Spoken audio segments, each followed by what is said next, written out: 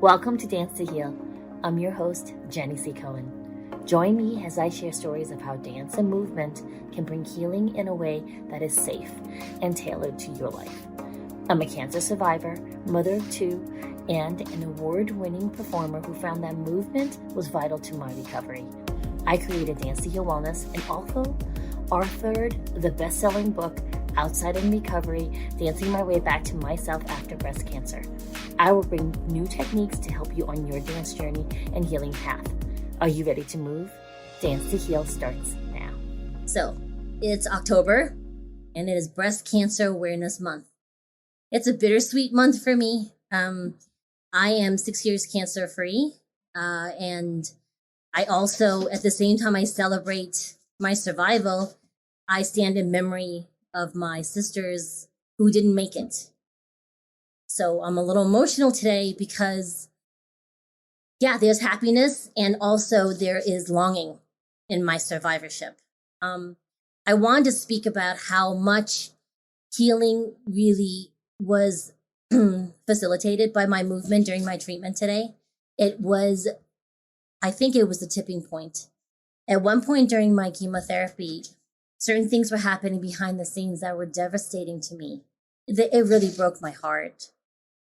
And the one thing that actually got me to continue wanting to live and finish my treatment was not only my family, but it was the movement that I continued to engage in.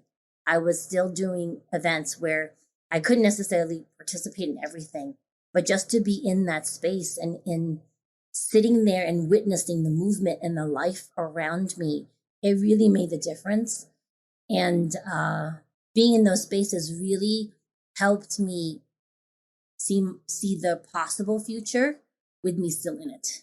So I'm being very transparent right now because in a lot of my social medias, if you go to Facebook on Jenny's Transformation, it gives you a glossed over perspective of my treatment, especially my 16 bouts of chemotherapy. And you'll see over time, I become less exuberant in my posts because behind the scenes, it was incredibly hard. It's not just the physical breakdown of the chemotherapy, because, let's remember, when you get chemotherapy, it doesn't just target the cancer cells, right? It primarily does this takeover attack on your entire body, hoping to excavate out and seek out the tiny little cancer cells that are microscopic and unable to be traced, in hopes of obliterating it so that you can then continue to go on with your life, yeah? Unfortunately, what happens is it does attack your brain and organs and other fast-growing systems. So, I lost hair, I got very pale, I lost my taste of smell, and it got very difficult to eat. And you start to float away a little bit. My first guest, Catrice, spoke about that. You almost start feeling like, I felt like I was on two different planes, like here sometimes, and then most of the time it's floating above here somehow. So I wanted to just be a little bit honest with you about how hard it is for those of us who go through this treatment, any type of cancer, honestly. It's surreal to have to sit there without running and screaming, fight or flight response, right? And let someone inject this poison into your body. But I wanted to live. I wanted to be around for my very young children and my husband, who I adore. They're the centers of my universe. And there were some wonderful, by the way, they're wonderful alternative medicines. But at that time, back in 2014, the ones that I could find required me to completely center only on myself to heal. And like I said, the way my clock ticks and the way my system works, I need an outside focus. And my focus was my family, my husband and my two children. And for them is why I wanted to stay on this plane. Yes? So I couldn't necessarily isolate myself on there's some beautiful resorts. In retrospect, I guess I should have done that. It was a vacation of 18 months that some of them were requiring. The coffee enemas, I wasn't really into. So we could just say maybe that was the tipping point, not necessarily my family. It was my family. Yeah. So talking about this is not to bring you down. It's just to make everyone aware and level the playing ground in terms of awareness. Because right now we're in a time, right? We're in a time where there's quite a lot of suffering. I want to let you in on a little secret. Behind the scenes in my family, we have many, many, many accounts of just stressful events. We joke about having a whole entire show about our adventures, the trauma, but our adventures, we call them, yeah, euphemism. And it was a badge of honor that no one could see on our surface what was happening behind the scenes. And with the onset of COVID, it felt like the entire world was on the same boat as us. And now we bemoan the fact. We don't want you to understand how hard it is. And now everyone's suffering, and it just breaks my heart. And I wanted to start something like this podcast to acknowledge that in spite of the suffering, we can still find moments to center ourselves and be present. And I invite you to tune in right now to the 5 senses by inhaling through the nose, focusing the last thing that you tasted on your tongue. Again, my Earl Grey tea, hearing my voice, feeling where your feet and if you're seated, sitting on your clothing on your body. And lastly, anything you want to focus your vision on, tune into those 5 senses again, please. Inhale through the nose, 1, 2, 3, 4. Exhale through the nose, 4, 3, 2, 1. Inhale, 1, 2, 4. Exhale, 4, 3, 2, 1. Keep focusing on those 5 senses and remind yourself that you are safe. You're here with me. I am safe. I survived. You will be okay. Inhale, 1, 2, 3, 4. Exhale, 4, 3, 2, 1. Inhale, 1, 2, 3, 4. Exhale, 4, 3, 2, 1. Jake, play the video. Please get comfortable, either standing or sitting. We're going to do a series of quick inhalations and exhalations through your nostrils. The action will be primarily coming from your abdomen. You're going to inhale, and 3, 2, 1, and exhale, exhale, exhale, exhale, exhale, exhale, exhale, exhale, exhale, exhale. 10, 9, 8, 7, 6, 5, 4, 3, 2, 1. Breathe normally. Roll out your shoulders. Let's go again. Inhale, 3, 2, 1, and exhale, exhale, exhale, exhale, exhale, exhale, exhale, exhale. 10, 9, 8, 7, 6, 5, 4, 3, 2, 1, and breathe normally. In seated or in standing position, engage your core, elongate the back of your neck. In standing, you're going to soften your knees. Hands will come up to sternum level, elbows a little bit higher, shoulders a little bit higher than your elbows. Keep breathing in the nose and out the mouth. Hold this stance. A couple more breaths in the nose and out the mouth. In the nose and out the mouth. Eyes gaze is slightly in front of you, unfocused. Now you're going to keep holding that body position the same way. Hands will turn towards each other, and you're going to hold a ball of energy. And it's going to expand as you inhale, and as you exhale, it's going to come back into itself. Inhale, expand the ball of energy. You're going to feel a warmth between your palms. And exhale, the ball's going to come in. Inhale. And exhale. Inhale. And exhale. Now your palms are going to turn downward and bring them down towards your thighs. Soften your knees even more. Inhale, raise your hands up. extend your knees a little bit. Exhale, hands float back down. Soften your knees, float down. Inhale. And exhale. Soften the knees. Inhale. Extend. Straighten up. And exhale. Keep feeling the back of your neck elongating. Inhale. And exhale. Swing your arms down and back up, feet together. Hands come back to your abdomen and center. Soften your knees. Bring your right hand and start swinging in front of you, bending the elbows and be like a windshield wiper out. And as it swings down, your left hand's going to swing up in a circular motion. Circular motion. Breathe in the nose and out the mouth. Now with the same foot and same arm, you're going to step out. And then other foot will step in as the other arm swings out. Breathe in. And breathe out. Step out, swing arm. You can angle your body if you like, and then step in together, swing the other side.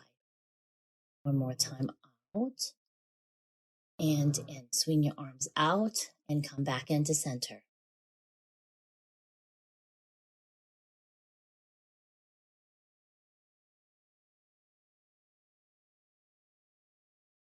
Whew. I feel better. Do you feel better? Yeah. All right. So listen, when we talk about those times for us, it's a little bit, it's really triggering. It's triggering for Ari. It's triggering for me. How old were you back then? 15? Yeah, right? you're about 15, right? Yeah. Yeah. So now how old are you? 22. Same.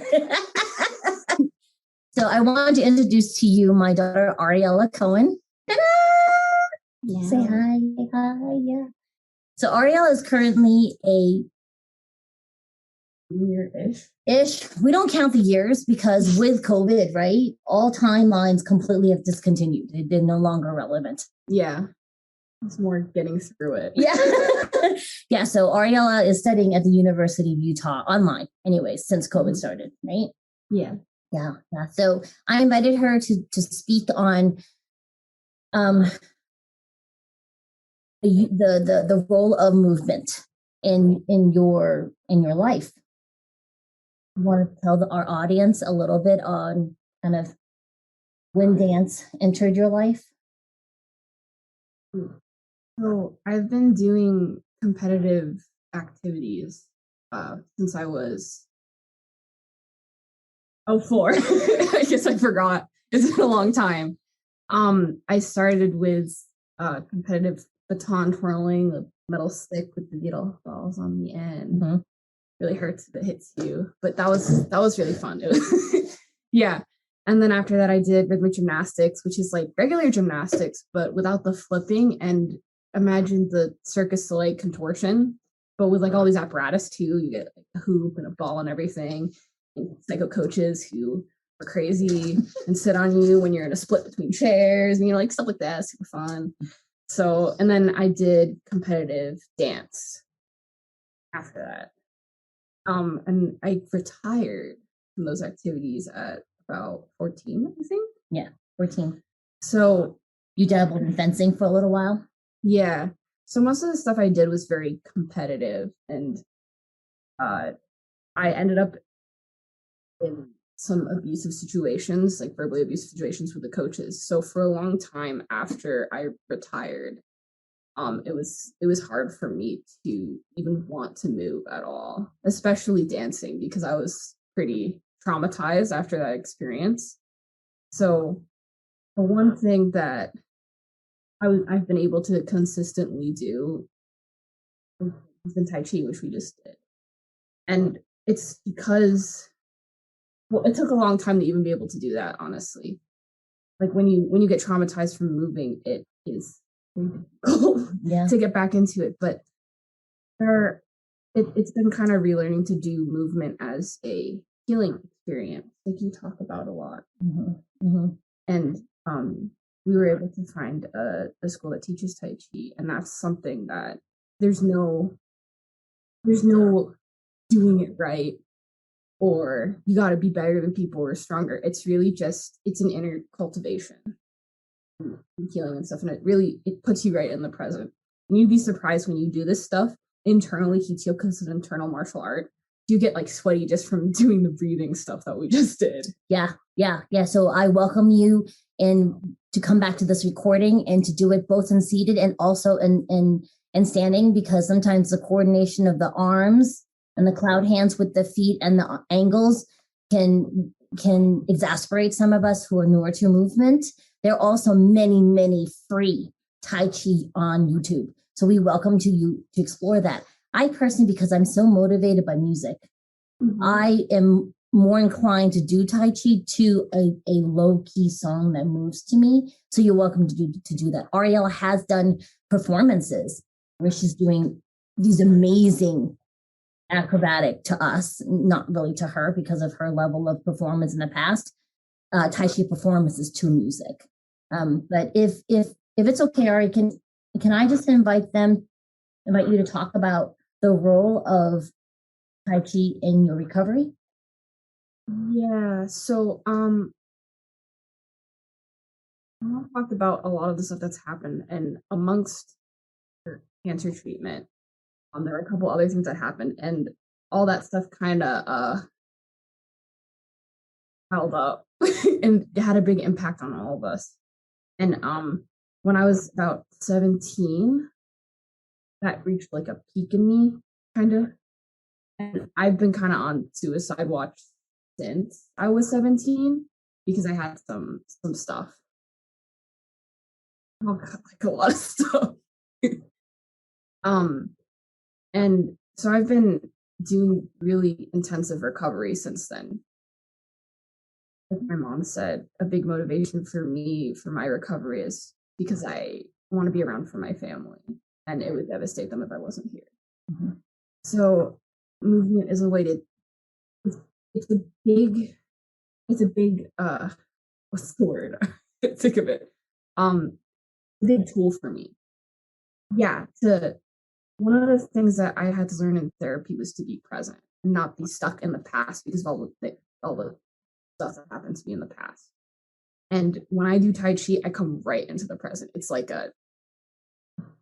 really effective. And it's the one of the things that I've just held on to use as a tool. I try to do it every day. Is it easy? No, it's not easy. Is it like, do you feel like this automatic? No. You wake up in the morning like, I want to do Tai Chi? No.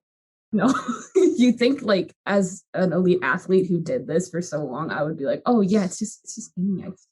Just do it. But no, I think it's hard for everyone to find the motivation to do it, especially when you're going through trauma and stuff. It's tough. Trauma recovery is no joke, right? Yeah, it's hard work. Like you said to me when I was first starting out, it's hard work, and it has been, but it is some of the most rewarding work because it helps everything. Yeah. It keeps you present. It keeps you wanting to stay here in this lifetime. Yeah, it does, which is, essential if you want to do anything else. Yeah. So, could you also tell our wonderful audience that's tuning in, what other things do you like to do besides fight with me about doing Tai Chi in the morning? In terms of movement? Oh, outside of that, what else do you do? I do art, anything creative. I've done cosplay stuff, which is fun because you're just building stuff. I like to make stuff out of garbage because at least you're recycling. I do digital art, which is really fun. Just like creative storytelling kind of stuff is extremely fun as well. I play with the cats. We foster kittens all the time, and the kittens they're really a big help if you want to stay present, because if you're not present with those little things, like you gotta keep them alive, Mm-hmm. And I do, besides the Tai Chi, I do boxing and Muay Thai. Those are really fun too, because you also have to be present in those so you don't get dead. Not like you could get dead, but like the idea is not in training. No, not in training. Scare audience. Not in training. No. It's not like that. It's not like, I'm sorry. No, it's the place I went to is surprisingly a lot healthier than the dance stuff that I did. Yes. Tell us about that. It's actually most of the people who go into like fighting exercise, I think, are people who have had trauma, and the place I went to, it's a very welcoming space. People like get it. They're just there to work out and feel good, you know? Yeah. And feel strong, because when you feel strong, you feel safe. And that's really important. Keeps you present too. Yeah, it does. Yeah. What's that place called again? She used to go before COVID. Yeah, I'd like to go back soon, but what was it called again? Ultimate Combat Training Center in Utah. Yeah. Shout out to Ultimate Combat. They were amazing.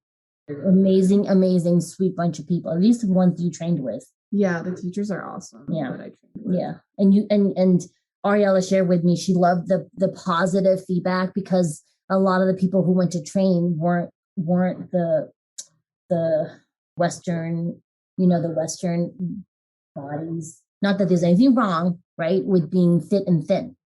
However, for those of us more regular people, normal size people, yeah.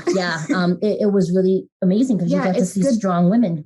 It's good body like you. Positivity. Yeah, I got to see people who look like me and who I could look up to. Yeah. Because in my sports training, it was very much, oh, you got to be this weight, and it was extremely unhealthy. So it's really good healing stuff in that regard. I think that the biggest thing is the movement I'm going towards. I have to look at it in terms of my health and feeling. It's not too. I mean, attaining great physical prowess can be really fun, but the main focus for me now has to be, what do I enjoy? And what is good for my body, and like what makes me feel good, because otherwise I'm not going to want to do it. Right. Mm-hmm. Yeah. So I wanted to also take this time out to share with you all that it is incredibly hard for our youth now during these times. You're supposed to be out exploring the world. And many of our college students and younger kids are stuck at home if you're trying to be safe with the COVID precautions. Yeah. And it feels like part of your lives is stolen away. Right. Yeah. Right? And I miss being on campus and stuff. I'm not a social person, so it's not like I miss the people, but I do miss like being outside. I miss the nature. Well, you miss your independence. Yeah. I was taking the bus to go to school. I miss being able to do that and stuff. And let's understand something. Ari came from a homeschooled life, right? Yeah. Where she never really liked people to begin with. She didn't understand kids her age the first year of college, right? Because she's like, why are they taking selfies during lecture? Like, what? Yeah, we're in class. You're taking a selfie to post on Instagram. Why? Right. And then Aria's like, Mom, my classmate, she swore when she was talking to the teacher. She used it, was an F-bomb or something? Yeah, well, they do everything. Yeah. Not disparaging teacher-student relationships where that is allowed. Yes. We just, she was raised old school homeschool with me. The Asian way. The Asian way.